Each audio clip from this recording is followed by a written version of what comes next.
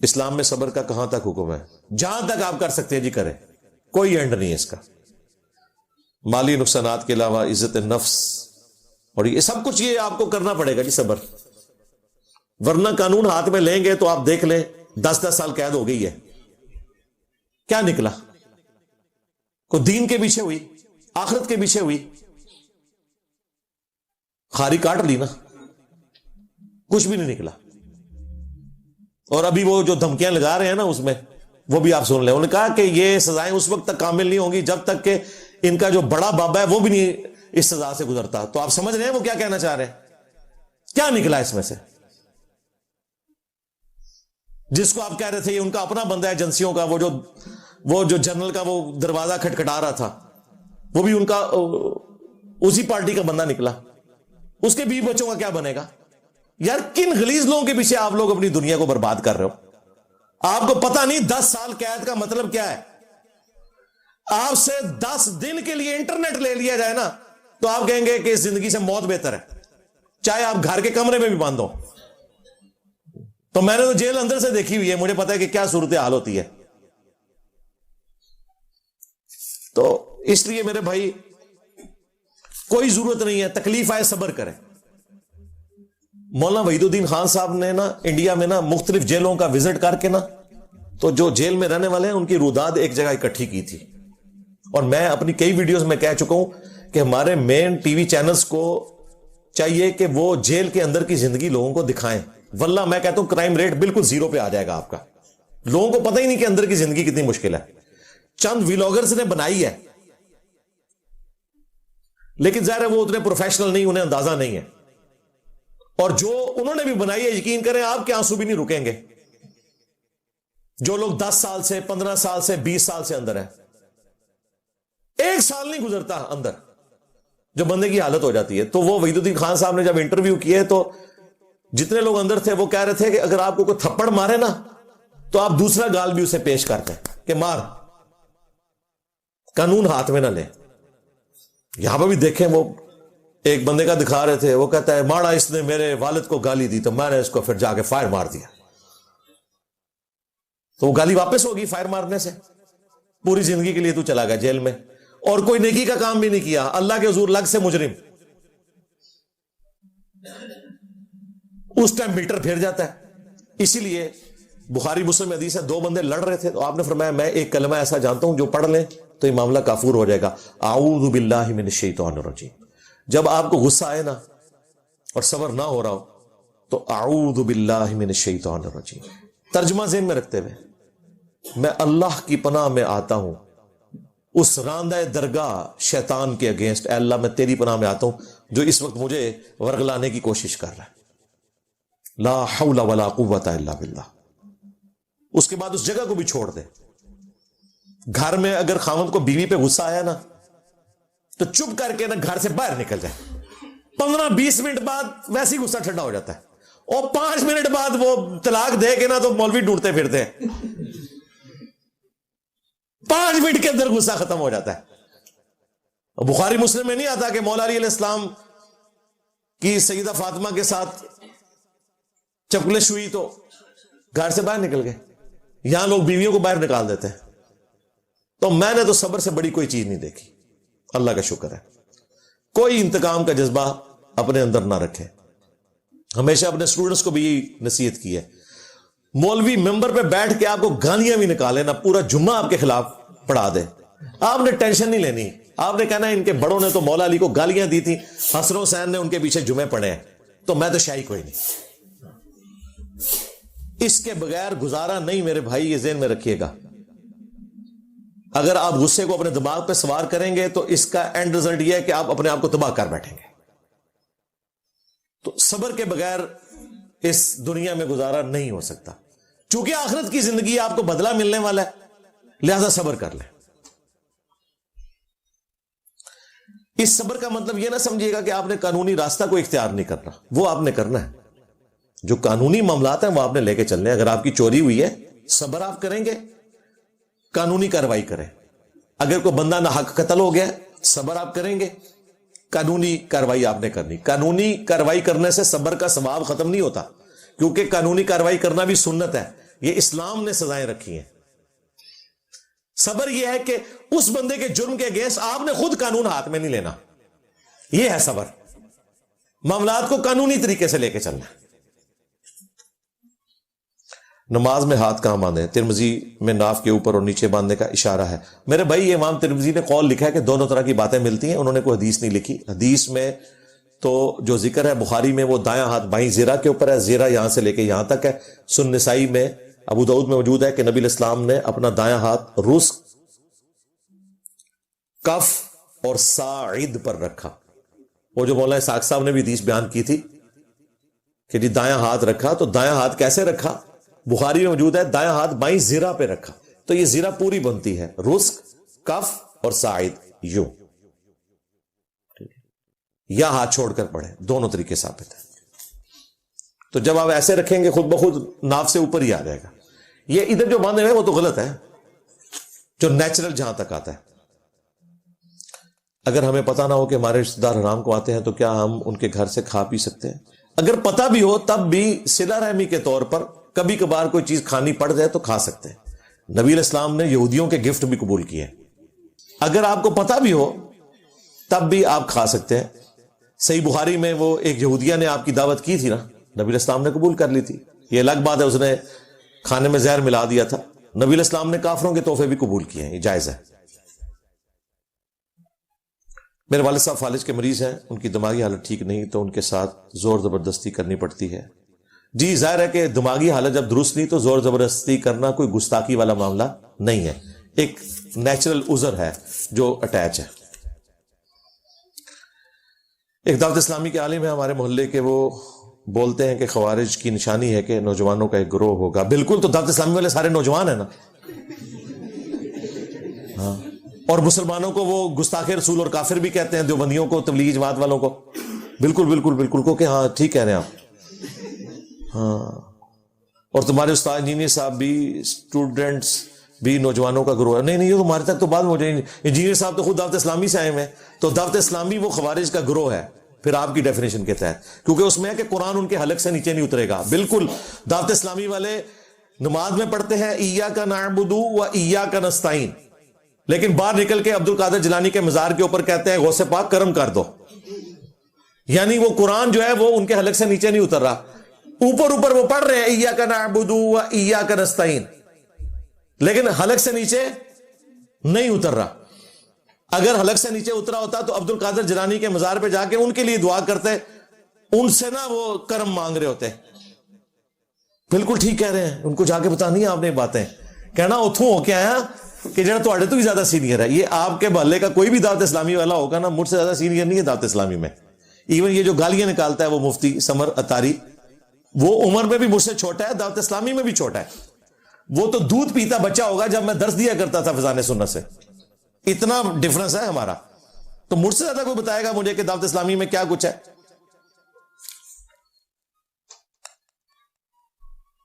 کیا صرف انگور کی شراب حرام ہے یا ہر نشہ آور چیز؟ ہر نشہ آور چیز حرام ہے جی. شراب چاہے سنتھیٹک طریقے سے بنائی جائے یا وہ پرانے طریقے سے، وہ حرام ہے. کیا دعوت اسلامی کے درس اور اجتماع میں جا سکتے ہیں؟ ثواب ملے گا؟ واللہ عالم جی، مجھے تو کامی چانسز نظر آتے ہیں، بدعات ہی ہیں. اب دعوت اسلامی میں اسلام والی تو بات کوئی نہیں رہی ہے. باپا جانی کے فضائل ہیں، ان کی اولاد کے فضائل ہیں. باپا کرم کر دو، اللہ بچائے. بریلوی حضرات کہتے ہیں کہ قوم لوط کافر تھے، اور اگر کوئی مسلمان یہ عمل کرے تو اس پر کیا لکھا ہوا ہے؟ اس کو یعنی قوم لوط کے والے سے نہیں، اس کو آیت نہیں فٹ کی جا سکتی کیونکہ یہ مسلمان ہوگا. نہیں کوئی بریلوی نہیں کہتے، ہمیں جھوٹا الزام لگائیں. باپا جانی کی پوری ویڈیوز ریکارڈ ہے قوم لوط والے عمل کے اوپر، بالکل مانتے ہیں، وہ الزام نہ لگائیں. جو بات غلط ہے وہ غلط ہے. کوئی نہیں کہتے دعوت اسلامی والے. آپ کے کسی محلے کے بندے نے کہہ دیا تو اس کا یہ مطلب نہیں ہے کہ دعوت اسلامی کا یہ ورژن ہے. ورژن بالکل نہیں ہے. میرا بچہ بریلوی مولوی کے پاس قرآن پڑھنے جاتا ہے، اور میں نے جب سے رفع دین سے نماز پڑھنی شروع کی تو اس نے میرے بچے کو پڑھانا چھوڑ دیا ہے. تو بڑی نیکی کی ہے جی، پڑھانا چھوڑ دیا ہے، شکر ہے اسے مارتا نہیں ہے. تو کسی اور کے پاس داخل کروا دیں. 4 اماموں کی وہ کون سی باتیں ہیں جو آپ کہتے ہیں کہ چاروں اماموں کی قدموں کی خاک میری آنکھوں کا سرما؟ ایک ہی بات کہ انہوں نے یہ کہا کہ ہماری کوئی بات قرآن و سنت کے خلاف ہو اسے دیوار پہ مار دو. اس کے اوپر پریکٹیکلی اگر کسی نے عمل کیا ہے تو میں نے کیا ہے, نہ کوئی پرانا چھڑیا ہے نہ کوئی نواں چھڑیا ہے. تو یہ بات ہے جی, میں جو بھی یہ کہے گا, آج بھی کوئی کہ اس کے قدموں کی خاک میری آنکھوں کا سرما, یہ آنر کے طور پہ میں بات کر رہا ہوتا ہوں. جو یہ کہے کہ ہمیں قرآن و سنت کے مطابق چلنا چاہیے, کسی بابے کے مطابق نہیں چلنا چاہیے, جی یہ وہ بات ہے ان کی. اور بھی ہیں لیکن یہ سب سے بڑی بات ہے. کیا یہ ضروری ہے کہ آپ دین کی اشاعت کے لیے دوسرے فرقوں پر انگلی اٹھائیں؟ جی بالکل ضروری ہے. جب تک اللہ تعالیٰ نے انگلی کیا پورا بازو نہیں اٹھایا نا یہود و نصارہ کے خلاف, توحید آپ کو نہیں سمجھ آئی. اگر اللہ تعالیٰ کو یہود و نصارہ کے فرسودہ نظریات کا رد قرآن میں کرنا پڑا توحید بتانے کے لیے, تو میں تو شاہی کوئی نہیں. جی بالکل ضروری ہے, اس کے بغیر نہیں مسئلہ حل ہوتا.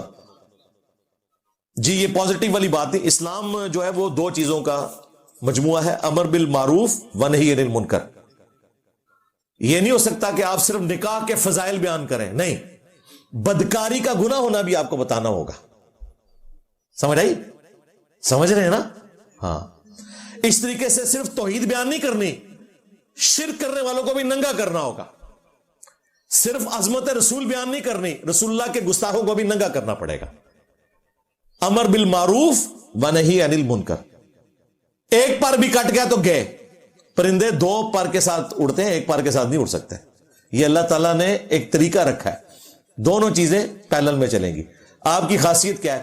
کنتم خیر امۃ اخرجت للناس, تم بہترین امت ہو جو لوگوں کے نفع کے لیے نکالے گئے. تأمرون بالمعروف, ہاں آگے بھی ہے, تم نیکی کا حکم دیتے ہو اور برائی سے روکتے ہو, اور اللہ پر ایمان لاتے ہو جیسا کہ ایمان لانے کا حق ہے. اللہ پر ایمان کو تیسرے نمبر پہ ذکر کیا. کیوں؟ اللہ پر ایمان اس کا کامل ہے جو نیکی کی طرف بلائے اور برائی سے روکے. تو صرف اگر نیکی کی طرف بلانا کافی ہوتا تو قرآن میں یہ آیت نہ آتی. اس امت کی خاصیت یہ ہے کہ برائی سے بھی روکے. کیا اسلام کی تبلیغ اور اس کے غلبے کی جدوجہد کے لیے کسی اجتماعیت کا حصہ بننے کی ضرورت ہے؟ لازم ہے؟ نہیں لازم نہیں ہے, لیکن اگر آپ کو کوئی ایسی جماعت ملتی ہے جو قرآن و سنت کی تبلیغ کر رہی ہے تو آپ ضرور اس کا حصہ بنیں اور نیکی کے کاموں میں ان کا ساتھ دیں, برائی میں ان سے الگ رہیں. باقی یہ کہنا کہ اجماع امت ضروری ہے, جماعت پہ اللہ کا ہاتھ ہے, تو اس سے مراد پوری امت کا اجماع ہے. اس سے مراد کوئی جماعت نہیں ہے کہ تنظیم اسلامی میں کوئی چلا جائے, یا جماعت اسلامی میں, یا دعوت اسلامی میں, یا تبلیغی جماعت میں. یہ والی جماعتیں مراد نہیں ہیں. ان جماعتوں کا حشر آپ دیکھ رہے ہیں کیا ہوا ہے. ابھی یہ ایک ہفتہ پہلے آلموسٹ ٹونگی ایک جگہ ہے بنگلہ دیش میں, ڈھاکہ سے کوئی 30-40 کلومیٹر کے فاصلے پہ, جہاں دنیا کا سب سے بڑا تبلیغی اجتماع ہوتا تھا, رائے ونڈ سے بھی بڑا. ان کا کلیم ہے کہ دنیا میں سب سے بڑا تبلیغی اجتماع ہے, اور ویسے تعداد کے اعتبار سے وہ کہتے ہیں تیسرے نمبر پہ ہے. پہلے نمبر پہ حج کا اجتماع, دوسرے نمبر پہ کربلا میں جو لوگ اکٹھے ہوتے ہیں 10 محرم پہ, اور تیسرا وہ کہتے ہیں تعداد کے اعتبار سے ہمارا. وہاں پہ کوئی 4 یا 5 لوگ شہید ہوئے ہیں آپس کی لڑائی کی وجہ سے, اور 100 سے زیادہ زخمی ہیں. جو تبلیغی جماعت کے 2 ٹکڑے بن گئے تھے 2011 میں, ایک جو ہے وہ شورا کو فالو کرتے ہیں جو پاکستان اور بنگلہ دیش والے ہیں, اور جہاں سے تبلیغی جماعت شروع ہوئی تھی نظام الدین سے, وہاں جو بنگلہ والی مسجد ہے وہاں سعد کاندلوی صاحب ہیں, انہوں نے الگ سے اپنی عمارت کلیم کر دی ہے, اور آدھی جماعت ان کے ساتھ اٹیچ ہو گئی ہے, آدھی رائے ونڈ والوں کے ساتھ اٹیچ ہو گئی ہے. اب وہاں پر یہ رائے ونڈ اور بنگلہ دیش والے اجتماع کروا رہے تھے, اور دوسروں نے بھی وہیں پر اجتماع کروانا تھا, پہلے تو اکٹھے ہی تھے نا, تو وہ ایک دوسرے کے ساتھ لڑائی ہوئی ہے, اور اس میں اتنے لوگ شہید ہو گئے. اور جو ویڈیو چڑھائی ہوئی ہے نا, ادھر ایک دوسرے کو ایسے مخاطب کر رہے ہیں جیسے ایک دوسرے کو مسلمان بھی نہیں سمجھتے. میں آج صبح فجر کے بعد ایک ویڈیو دیکھ رہا تھا, اس میں وہ کہتے ہیں کہ چند سادیانی وہاں آئے. اچھا, پہلے تو مجھے لگا یہ قادیانی کہہ رہے ہیں, اچھا میں نے کہا قادیانیوں کا وہاں کیا کام ہے؟ پھر میں نے اس کو ریوائنڈ کر کے سنا تو وہ سادیانی، وہ یعنی مولانا سعد صاحب کے ساتھ جو اٹیچ ہے نا، سادیانی. اور دیکھیں یہ نام اس طرح کے کیوں رکھتے ہیں؟ تاکہ پتہ چلے کہ وہ قادیانیوں کے ہی بھائی ہیں. اور نیچے کئی لوگوں نے لکھا کہ یہ قادیانیوں نے وہاں حملہ کیوں کیا ہے. میں نے تو سمجھ لیا نا اپنی عقل کی وجہ سے کہ یہ قادیانی نہیں، کوئی اور لفظ بول رہے ہیں. عام بندے کو سن کے یہی سمجھ آتا ہے کہ وہ کہہ رہے ہیں قادیانیوں نے حملہ کر دیا. سادیانی یعنی وہ مولوی سعد کاندروی صاحب جو ان کے پوتے لگتے ہیں الیاس کاندروی صاحب کے، جنہوں نے تبلیغی جماعت بنائی تھی 1926 میں، تو وہ کہہ رہے ہیں سادیانی. مسجد درار اندازہ کریں، وہ کہہ رہے ہیں ان کی مسجد درار ہے، وہ کہتے ہیں یہ ان کی مسجد درار ہے جو منافقین کی مسجد تھی. فرقہ ایک، مدرسہ دیوبند ایک، بابے ایک، صرف عمارت کے اختلاف کی وجہ سے ایک دوسرے کو مسلمان بھی نہیں سمجھ رہے.